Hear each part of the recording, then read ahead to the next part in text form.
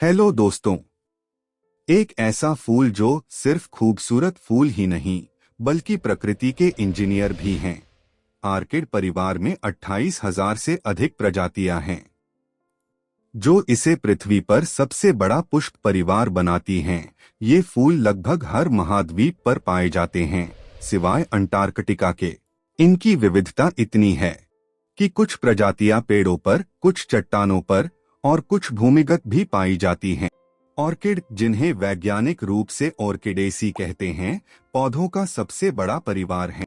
क्या आप जानते हैं, ऑर्किड ने परागण के लिए अनोखे तरीके विकसित किए हैं। कुछ ऑर्किड तो कीटों को आकर्षित करने के लिए उनकी नकल करते हैं, जैसे कि मकड़ी या मधुमक्खी की शक्ल में फूल। इसे यौन धोखा कहते हैं। इसमें ऑर्किड पुष्प बिल्कुल उनके संगी साथी जैसे दिखाई देते हैं।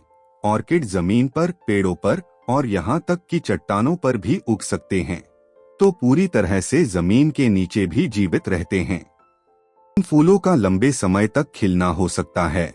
अगर सही देखभाल की जाए तो ऑर्किड के फूल हफ्तों बल्कि महीनों तक ताजा रह सकते हैं। चार्ल्स डार्विन भी ऑर्किड के दीवाने थे। 1862 में एक पूरी किताब लिखी थी, फर्टिलाइजेशन ऑफ ऑर्किड्स, जिसमें ऑर्किड के परागण के जटिल तंत्र को समझाया गया था। ऑर्किड्स अपने परागण के लिए कीटों को धोखा देने में माहिर हैं।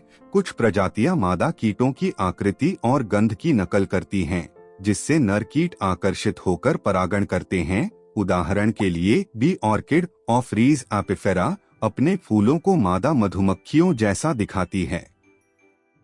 बल्बोफिलम नॉक्टर्नम दुनिया का पहला ज्ञात ऑर्किड है, जो केवल रात में खिलता है और दिन में बंद हो जाता है। यह न्यू ब्रिटेन के वर्षावनों में पाया जाता है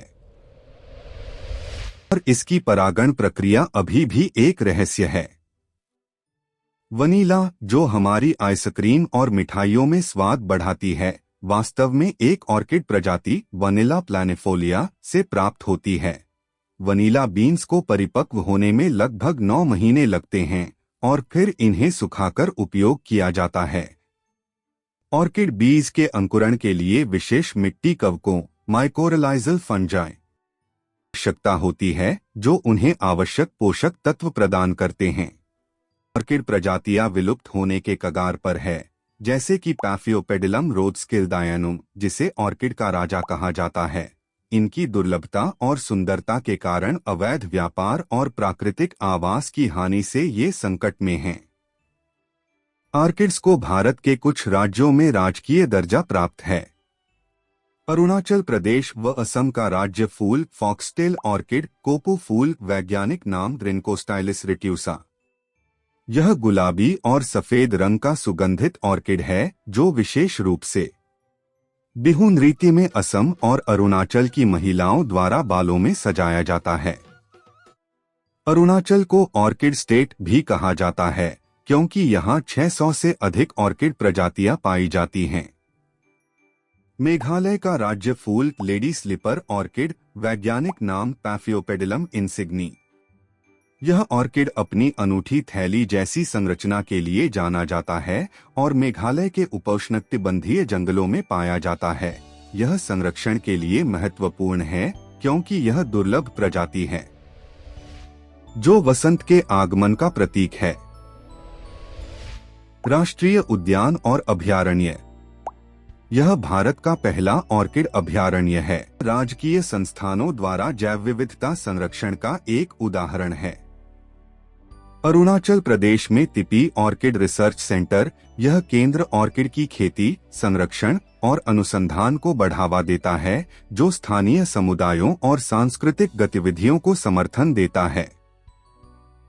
भारतीय वनस्पति सर्वेक्षण botanical survey of India BSI 2019 में भारत में ऑर्किड की पहली व्यापक जनगणना की, जिसमें 1256 प्रजातियां दर्ज की गई, जिनमें 388 प्रजातियां भारत के लिए स्थानिक हैं।